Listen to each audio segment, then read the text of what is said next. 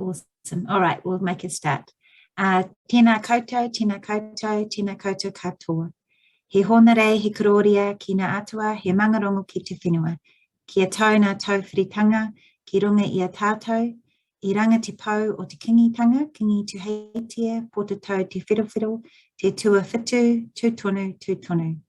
Nā mati taruru o te wā, kua whitu rangitia, haere, haere, haere atu rā. Rātou kia rātou, mātou kia mātou. Nā mihi ki te mana whenua o tēnei rohi, kia Ngāti Kore ki kahukura. Tātou kua hui hui mai nei I raro I te reo karanga o te kaupapa. Mauri ora kia tātou, hui hui no e tō tātou hui topa. Nau mai haere mai kia koutou, nō reira tēnā koutou, tēnā koutou, tēnā koutou katoa. Karakia timatanga. Whakataka te hau ki te uru, whakataka te hau ki te tonga, kia mā kina kina ki uta, kia mā taratara ki tai. E hi aki ana te atakura, he tio, he huka, he hauhu, ti hei mauri ora. Kia ora everyone, welcome to the Zoom webinar. My name is Anna and I have the pleasure of working with Karen at GoEco, the Waikato Environment Centre. So the purpose of GoEco is largely to build the capacity of our community to respond to environmental issues. And of course, one of those is predators and pests. So Karen is GoEco's Predator-Free Cambridge coordinator and the main presenter tonight, bringing to our attention the new initiative of Bush to Burbs. So Karen will introduce herself and the other presenters. So kia ora, Karen, over to you. Thanks, Anna. I thought I'd start with just talking a little bit about Predator-Free Cambridge before we launch into Bush to Burbs. Predator-Free Cambridge is a non-profit organisation. We've got a small team here. I'm the community coordinator. And I have got about 50 volunteers, which I manage on 9 trapping sites on council land, which is great seeing so many volunteers get involved. We also put about 300 traps into people's backyards every year. So that's part of the Backyard Trappers project, so anyone can get involved. So if you can't manage doing a trap line like some people, you can still be involved in predator control by having a rat trap in the backyard. I'll talk about the Predator-Free 2050 vision in a moment. So really, we want to just get trapping. We want to normalise trapping and predator control. There's a lot of education to be done. People don't know why we need to trap. People don't know the predators that we're trapping. And we want to really involve the community. It's all about community and volunteers. We're promoting the use of traps, humane kill traps, as opposed to toxins. Particularly in the urban environment, we think we can get more people on board with the idea of predator control if they're using traps as opposed to toxins.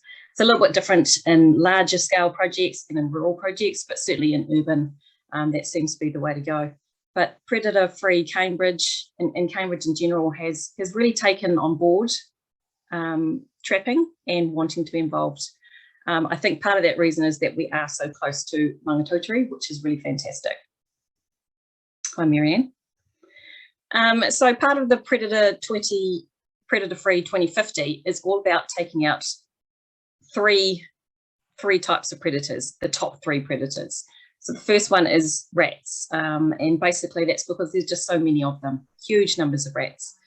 Possums, they're a big predator, and they eat lots. So not only are they eating vegetation, our native plants, they're also eating our native animals as well. So that's the second predator. And the third predator is stoats.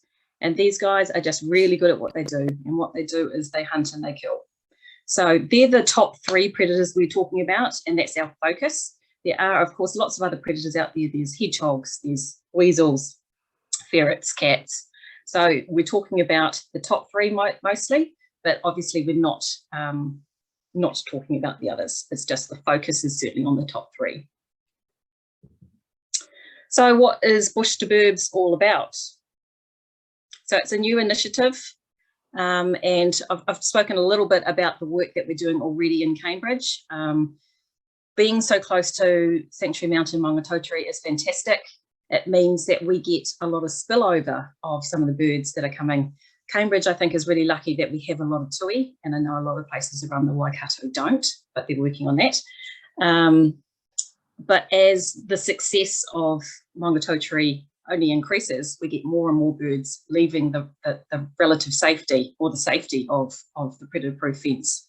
And of course, when they do that, that's when they're unprotected, and that's when you know, they don't survive. So that is really what we're about, is about protecting the species on the other side of the fence. So landowners are very much aware of predator pests. Our focus is removing the predator pests for biodiversity gains. We want to help protect native birds, and a lot of people living in the area do.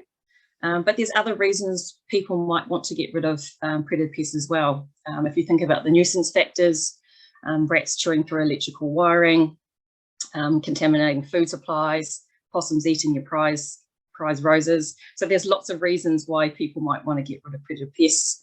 Health and safety issues, possums and rats, you know, carry a lot of zoonotic diseases which are transferable to people, so not great to have around. And productivity gains, farmers in particular, you know, animals, predator pests eating fruit from orchards and destroying crops. So there's a whole raft of ideas why we want to get rid of these predator pests, but our focus is for the biodiversity gains. Though if you're really annoyed about that possum getting into your roses, fine, we'll help you out with that as well. So what we want to do is we want to support the rural landowners in the area with trapping. We want to help with finding the money to find funds for traps. Education, a lot of people still don't know why we should be doing it. Is it really that necessary? How to go about it? Expertise, we have a steering group, the Bush Burbs steering group, which Paul is part of, and also Marianne, who was here briefly, but I think her internet connection isn't quite up to scratch. So they're part of the steering group, and these are landowners that live in the same area as you. They're your neighbours, and they've been doing predator control for a long time, so they know exactly the pests that they're dealing with right here. So then, I mean, there's tons of predator experts out there, but these are the guys that live right next door to you, so that's really important. So it's all about community. It's a community-driven project. Yeah, I'll talk more about that in a sec.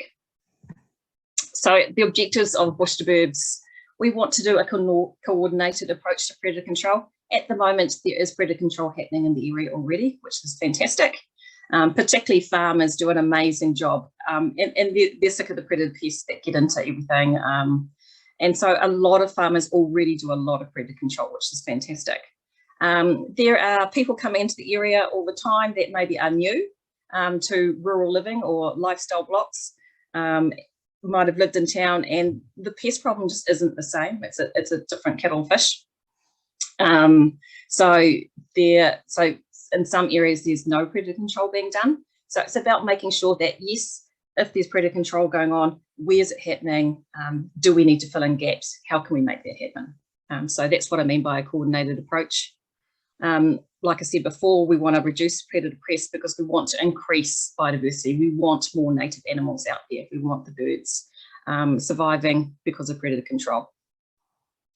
So I think most of us are certainly well aware of the giant, fantastic predator-proof fence at Maungatautari and all the amazing work that they do there. And we are benefiting from that by seeing the increase already in bird sounds and bird life. It's fantastic. Some of you might not be aware of the Halo project, which Waikato Regional Council leads. And that's high biodiversity sites all around Waikato. We just happen to have some of those Halo sites within the Bush to Burbs area, and they do intermittent predator control on those sites. So that's a really exciting project. So we want to be able to support the Halo project and Maungatautari with the great work that they're already doing, and if the landowners surrounding those areas and adjacent to those areas help out as well, that's going to be supporting those projects. I know for a fact that Sanctuary Mountain has lots of incursions of the fence through storms and things, and they have cameras set up, and they are constantly seeing predators trying to get into the fence. So if we've got a buffer area around the fence, you know, taking out the predators on the other side of the fence, then that's going to help them out as well and take the pressure off them. So there's lots we can do with the project. And then we have a really specific objective of reducing the population density to below 5%. And that's quite a specific one. I'll talk more about that a little bit later. So the project area, if you're wondering where it is and how big it is, it's 11,500 hectares, and about 10% of that is fragmented bush or vegetation. So it's about 200 properties in the area. So we've chosen the area with Maungatautari as you know, adjacent to that, plus the work that we're doing in Cambridge. So it's the area between Maungatautari and Cambridge. And we have a look at the map. So we've got Maungatautari here. I think you can see my cursor, hopefully. Maungatautari, and then we've got the Waikato River as the border, and then over here is heading towards Cambridge. Can you see my cursor, Paul? Oh, no? Okay. And then we've got some dark green patches there, which are the halo sites that I talked about, the Waikato Regional Council project, and they lie right within the project area. On my next map, the next map is just joining. So at the bottom are the halo sites, and then at the top left is Cambridge, Leamington side. So there's about 50 properties on this map, and on this map here there's 150 properties. As you can see, all varying sizes. Some are farms, some will be lifestyle blocks, and everything in between. So that's the project area we're talking about. So when I'm talking about the Bush to Burbs project, these are the 200 properties I'm essentially talking about. So what's happened so far? We started talking about this project in 2020, and we had our first official meeting in December 2020 with Regional Council and Waipa Council. We got some funding from Waipa to do some baseline monitoring of the possum population. And then we sent letters out to landowners, and if you're a landowner, hopefully you received one, saying, are you interested in this project? Is this something you'd like to be involved in? And we got a really good response of people saying, yes, we want to be involved, or yep, I'm already doing something. What else can we do? So it was a really good response. So as a result, we formed the steering group that I've mentioned before, and they're the local people with the local expertise and the predator control expertise. And then late last year, we got some more funding from Jumble Around and Fonterra to start purchasing tracks to give to landowners. So that's where we're kind of at this stage. But don't take my word for it. There's plenty of research being done over the years about how bad introduced mammalian predators are for New Zealand native wildlife. And I don't think that's new or a shock to anybody. So the latest research and the points that really struck a chord for me are highlighted here. In the first point, if dispersing birds move from safe sites to surrounding unmanaged sites, they are not likely to survive. And that's just the reality of it, and that's what we're facing exactly in the Bush to Burbs area. The main widespread factor that limits bird populations is safety from mammalian predators. Yep, so number one problem for our native animals is the introduced predators. Yes, there's a whole raft of other problems, there's habitat loss and all the rest, but the main threat is predators. This last point here, if an eco-sanctuary site such as Zealandia or Maungatautari becomes full of birds, then it is desirable that adjacent habitat be made as safe as possible for the individuals dispersing over the fence. So that is the crux of what Bush to Burbs is all about. And it's really nice to see the supporting evidence of and for the validity of this project. So this is recent research that has just come out this year, so it's fantastic that, yep, don't take my word for it, it's all there, the scientists know it, we know it now. This project is what it's all about, and it's just really good to see, like, yes, this is what we're about, this is perfect. So I'm really excited when that came out. So get your trap on the map. So we're using a trap.nz app. It's a free app. Put it on your phone, ask to join the Bush to Burbs project. So this is a very rough outline, dotted outline of the project area, very rough.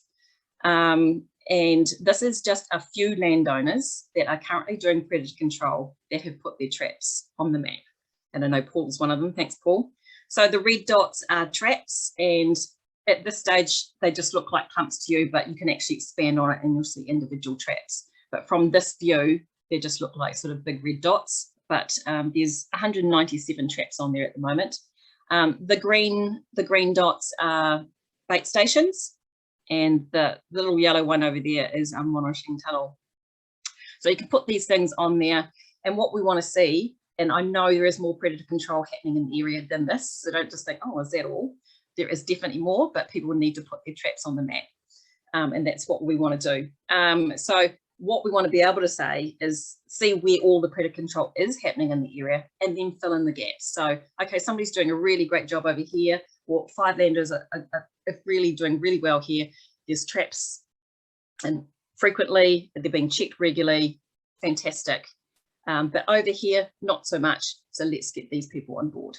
So by having the traps on the map, you can see a great deal of how much of the area is covered and what patchy areas there are and what gaps need to be filled. You can also add your catches too. I think that's wonderful, and people also like to see what's being caught. If you have a look here, within the last month, there's been 90 predator pests caught, mostly rats and possums, or mostly possums actually. Yep. And it's really nice to record catches. People want to see where they're catching. They want to see what time of year they're catching, because you do get fluctuations of species being caught at different times of the year.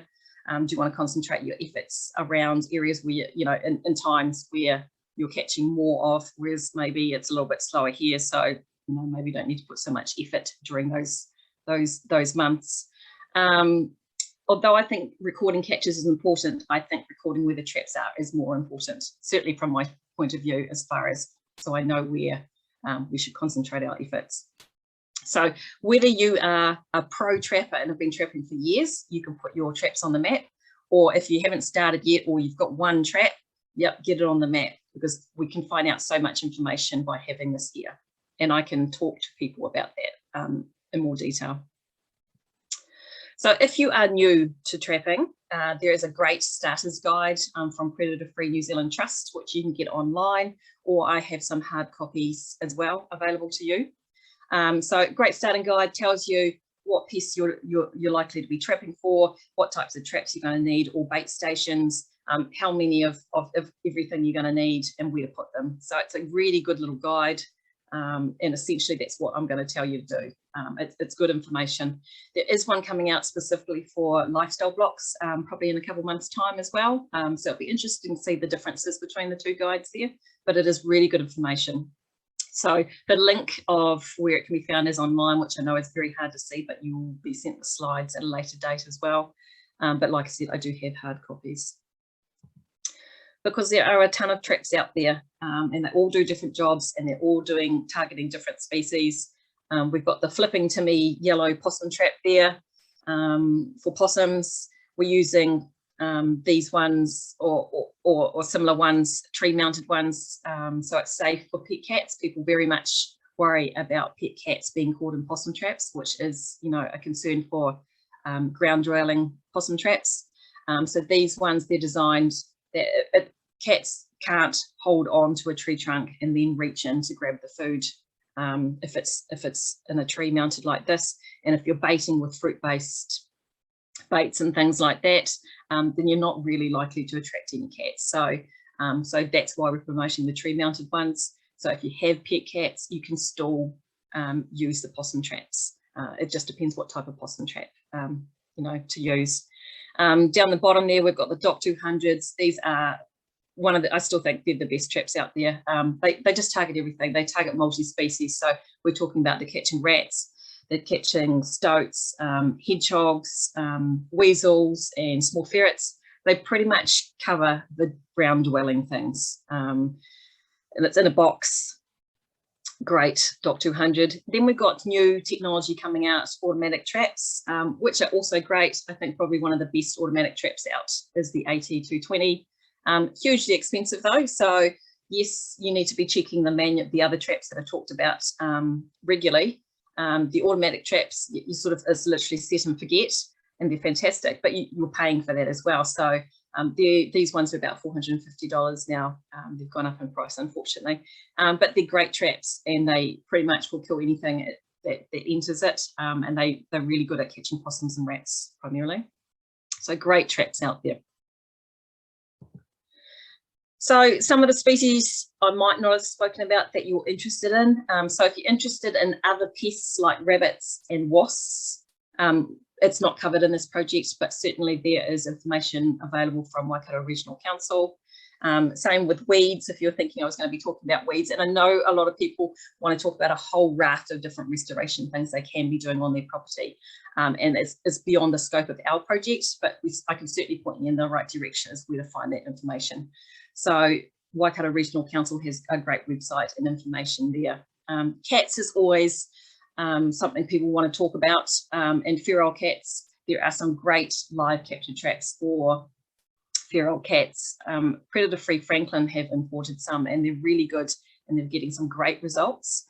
And because they're live capture traps, that if you do catch somebody's pet moggy, or if you catch your own pet moggy, then it's a live capture trap, so it's not all over for the cat. So but of course, so they're the traps I would recommend for cats. And like I said, we're not dealing with those, we're just dealing with the top 3 predators. But if you want more information, then go to Predator-free Franklin for the cat cages, which are really good. Paul Drage has also, lots of people want to get into planting, particularly native species, and it would be great to see more planting going on. Like I said, only 10% of the bush to burbs area is actually vegetation or bush fragments, so it would be nice to see an increase in that. So he's put together this list, and I know it's possibly quite hard to see from your point of view at the moment, but I can send this out. A list of eco-source sites around the Waikato that have a really good supply of native plants. And at the top, Regional Council has what to plant where situation. So if you don't know anything about planting, all the information is there. Again, beyond the scope of that Bush to Burbs project, but yeah, there's plenty of good information there. Something else that I think is really exciting is citizen science. It's where people, just Joe Blow average people like you and me can, and I'm assuming you're average like me, sorry, it might be an assumption, that you can be involved in scientific research. So I think it's pretty exciting that you could have these listed species just popping into your backyard simply because of where you live. And that's exciting. I'd be seriously excited if I got a tomtit or kaka in my backyard, but I live in town, so I'm excited about tui and grey warbler. But where you are located, you could get some really exciting species come and visit you in your backyard. And John Innes from Landcare Research is doing, he does ongoing research, but he's wanting to know if you see these species popping over the fence and visiting you, he would like to know. He's got his email address there at the top, and he'd like to know the date you observe the species, the location with as much detail as possible. He'd like a grid reference as possible, but I'm pretty sure he'll take a street address if nothing else. And any notes. So it's pretty exciting that you could be involved in ongoing research. And it also lets Sanctuary Mountain, Maungatautari realise that how many birds are spilling over. If nobody is doing the research or taking the observations or making notes, then they don't know. So it is really important and pretty exciting that, that landowners can be involved in that. So these are our sponsors, our funders so far. Double Round, Waipa and Fonterra have given us money through various funding applications. Funding is something that I'm always working on to get more funds. And the reason we want to get funds is to support the landowners within Bush to Burbs area. So that's providing traps, that sort of thing. So I'm working on that all the time. But these are our current funders so far, so thank you. So what can you do? Email me if you want to be involved. Email me if you're already doing predator control, so we can add your trap to the map. Email me if you want to be doing predator control and want to get started. Email me if you are doing predator control but not quite sure you're doing it right. So email me. I think you're getting the vibe there. We have a Bush to Burbs Facebook group as well, which we share information on. And I just really want people to get trapping and make a difference. Like I said, people are doing it already, so just let me know. You can download the free trap.nz app on your phone. Ask to join the Bush to Burbs project because it is a private project, but I will approve you and add your traps to the map. Record your catches if you want to. Give me a call or email me if you have any problems with that. I can help you with that. And spread the word. Talk to your neighbours. Do they know about Bush to Burbs? Do they want to be involved in Bush to Burbs? If they don't want to be in Bush to Burbs, why not? Is there something that's stopping them from joining? Is it too much hassle? Is it a time issue? Is it a funding issue? What's stopping them from being involved in the project? I'd really like to know so that I can help them. When I first sent out the letter, I had a guy who's almost 90 living in the area, and he wants to be involved in the project, but he can't get out and physically check the traps himself. So there could be people in that situation, and it's something that I might be able to help organise someone to check traps on their property for them. So you need to let me know, and I need to try and work out a solution for that. So that's kind of a very fast, and I've done it quite quickly because I realised, you know, it's 7 o'clock at night, you know, people want to get on with other things, and webinars, although the Zooms and webinars are wonderful things at the moment, I know how draining they can be, so I wanted to make it quite quick and not spend too long, because I can walk on about this for a very long time, I assure you. So I'm going to ask Paul now to talk about his perspective as a landowner and somebody on the steering group. Take it away, Paul. Thank you, Karen. That was a great presentation. Lots of really good information. So hello everybody. My name is Paul Drage, and I have lived for nearly 10 years at 398 Luckhart Last Road. We are very fortunate to share a tower remnant with our neighbours, approximately 25 hectares from approximately 25 hectares of native bush that is about 2 kilometres away from the fence line of the Maungatautari Sanctuary. We commenced a trapping programme with our neighbours with assistance from the Regional Council in 2013. And during the last 9 years, we have gradually seen a huge increase in native wildlife. We have sightings in the bush of robin, tomtits, grey warblers, kaka, falcon, and shining cuckoos, and resident tui, and most importantly, the picture you can see on your screen, bellbirds, and lots of them in our garden. We are very fortunate to live so close to Aotearoa's largest fenced sanctuary, and we see that there is an enormous opportunity to experience our rare and endangered biodiversity in our own backyard. A real highlight for me has been to share my experiences with my grandchildren and see their wonder and excitement when they see something rare such as a robin or tomtit. I really appreciate being given this opportunity to share with you some of my experiences that we have learned along the way. So I've just made some brief points. The first one was getting buy-in and involvement from our neighbours was very important. The size of the remnant was such that a number of people needed to be involved with predator control.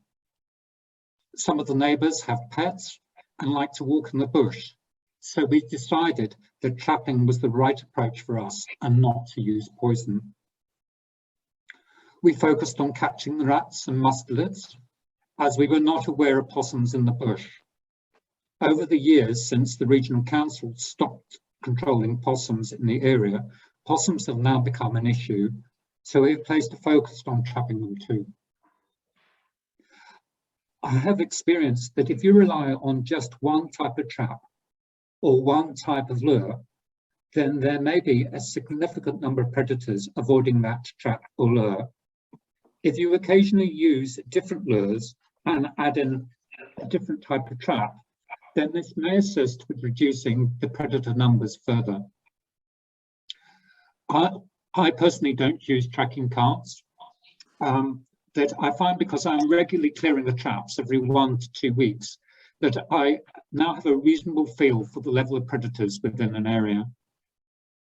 When we started, I had no idea how large the rat population must have been.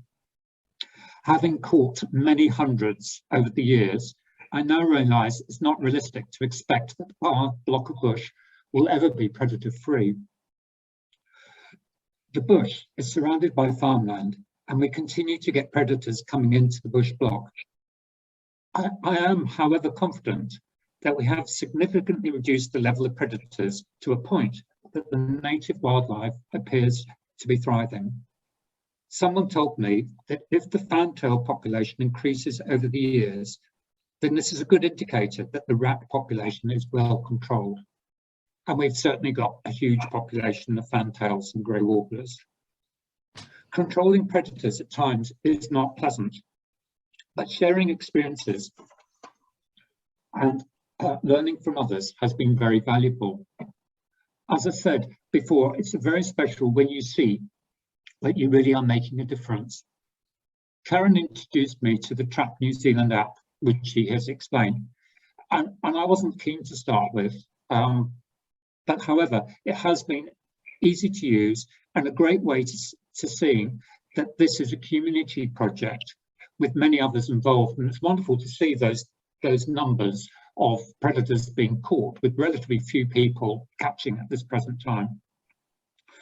As more people become involved with the Bush to Birds project, we have a great opportunity to develop corridors where our native fauna can travel, whether it be on our hill slopes or along the riparian margins that feed off the Maunga. Along with predator control, native planting and invasive exotic weed control are also important initiatives to assist in creating these corridors.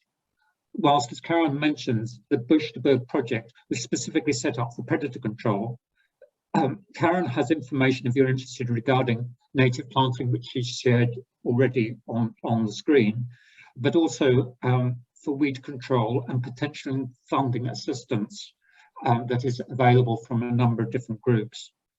I'm also available if anyone would like to have a discussion regarding these matters. Thank you, Karen.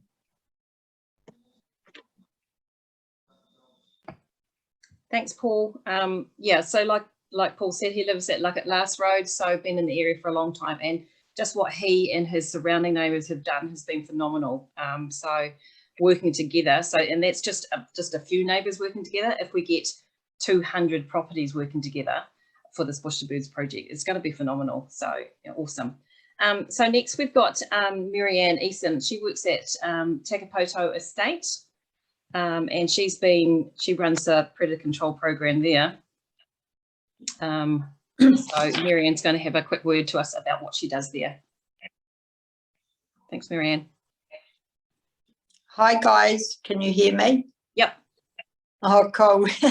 It's taken me all this time to get on the computer. I'm way better at pest control than I am at computer. Okay guys, so 14 years ago I started working at Takapoto Estate as a landscaper. Over those 14 years we planted over 600,000 native trees, which was a pretty big effort, but it was mainly all put in the gullies and on 600 acres of property which backs onto the Waikato River. 3 years ago I started the pest control on the farm. I started off with 10 DOC 200 traps and now have 140 DOC 200s plus 8 TIMs, possum traps, and 6 live traps for the feral cats. One of the reasons for planting so many native trees was to attract the birds. At the beginning, we had some native birds, mainly tuis, fantails, and kingfishers, but not in great quantities. Now we have so many more, and then including plus now the the carkers, the bellbirds, the shining cuckoos, grey warblers and moorporks, and also large families of quail and pheasants. Probably one of the best things ever for me is now that these birds are not flying back to the manga, they're staying here with us and breeding on the farm. What I am finding now is the neighbours around us have also started trapping. The difference between the ones that are trapping and the ones that aren't. So on those boundaries, I'm catching very few. On the ones that aren't being trapped, obviously catching lots. I'm working on those neighbours. I'm lucky enough to be able to check my traps every day, or at least every 2 to 3 days, which certainly makes it a lot nicer job. As one of the dock wardens told me, there are 3 kinds of rats. There's freshies, there's wetties, and there's crispies. I don't think I need to explain that. I was up on the mountain last week, and to see all the birds that they have released back onto the mountain doing so well that it won't be long before they will be looking for new territories and certainly more food. So the Bush to Birds project is going to be so helpful. I just kind of would really love to encourage anyone, and if they can't do it, that maybe there's volunteers out there that could help, and it's just going to make the world of difference. So yeah, go for it, I say. Thanks, Marianne. I know most people associate Tekapoto Estate with other things such as vineyards and the Angus stud and the equestrian, but your project and what you're doing there is phenomenal and should be just as, you know, revered as everything else out there. Yeah, no, the boss certainly gets it, so that's great. Cool. So we thought we'd have a question session if people have any questions for any of us about the project. I don't know if there's any questions there already, Anna. No questions Okay. at this point, just accolades. Yeah, Cool. or excitement. I'm just going to put back a slide a bit with my email there and some of the things you can do. I have your emails already, so if I don't hear from you, I might be contacting you. But like I said, it's a really exciting project. I think we can achieve a lot if we work together. There are so many people within the community already that are doing stuff and want to do stuff. So we just really need to get the funding now together, and that's on me, to get that together so we can get it really shipshape out there. But it's pretty exciting, and the stuff that's happening out there already is amazing. So it's a really exciting project to be involved in. Anybody want to say anything else or any questions? Oh, is there a Q&A there? There is a question here, Karen. Yep. Is there a number of traps you recommend per acre? Yeah, so basically, and it all is in that starter setup. Typically, you would want traps, and you want to focus your traps in farmland and paddocks. You're not going to worry so much about, but you want to focus in areas of where you've got waterways or bush. So, you know, you might want to have a trap every 100 metres for a possum, something like that. It depends on how thick how dense and how big an area you're talking about, but sort of typically you would go every 100 metres for a possum trap, every 50 metres for a rat trap, and that might be a dock to 100, and then one of the trapinators or the flipping timmies, something like that. So that's fairly standard stuff within the bush. You want to concentrate traps around areas like chicken coops, compost bins, wood sheds. You might want to, rat trap around some of the sheds and other areas. Would you guys put your traps? Any other suggestions for where you're putting your traps? But you really want to focus on those high biodiversity areas like gullies, vegetation areas, bush and waterways would be where you want to focus. Karen, for us, that's the perimeter of the bush block is obviously where the predators are now coming in. Yeah. With the level of breeding within the bush block is very low, so we need to stop the predators from getting in. So there's a real focus on creating a wall of traps around the outside. Yeah, so once you've cleared them out, absolutely, and that's the stage you're at. But certainly initially you would want them throughout the forest area or the bush area. Marianne, do you have anything to add to that? Yeah, no, I think that you've pretty well covered it, Karen. It's yeah, obviously those where there's bush, where there's food for them, really. Yeah, wherever that may. Yeah, the other thing is that once you get started, and if you have rat traps every 50 meters and you're still catching a lot, then there may be rat populations in between your traps, which you either need to move your traps or add another one. And I've certainly experienced that, where I've had a rat community that was no more than 40 meters away from a trap, but they didn't get to that trap. And Fiona's just put something in the chat there. Look at pine trees when pollen is out, specific trees when flowering or fruiting. Oh yeah, thanks Fiona. Fiona's a landowner on Turahonga, and she does a lot of trapping out there. Thanks Fiona.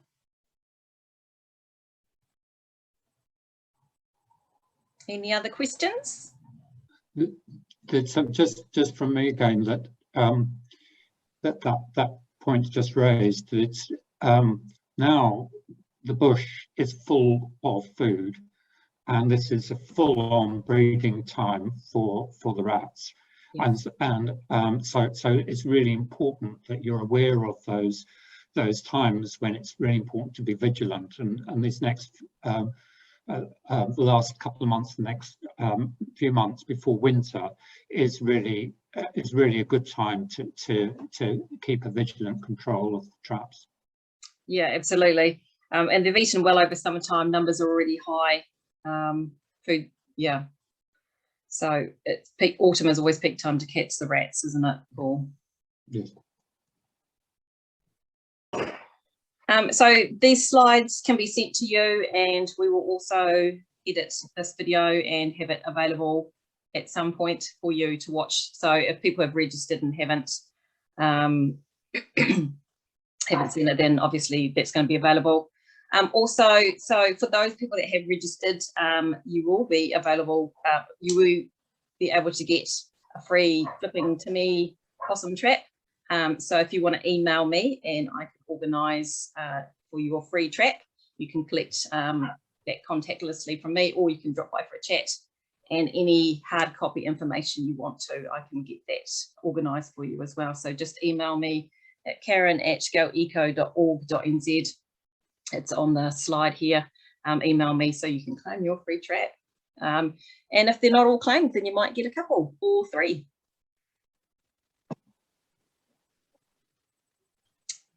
So I think that's it, Karen. There's no more questions. There's some thank yous. So yeah, just a huge thank you to everyone who's come along tonight. And as Karen said, this will be available. So if people weren't here, they'll be able to get a recording. So yeah, just ngā mihi kia koutou. Thank you to the presenters for sharing, Karen, Paul and Marianne. That was awesome.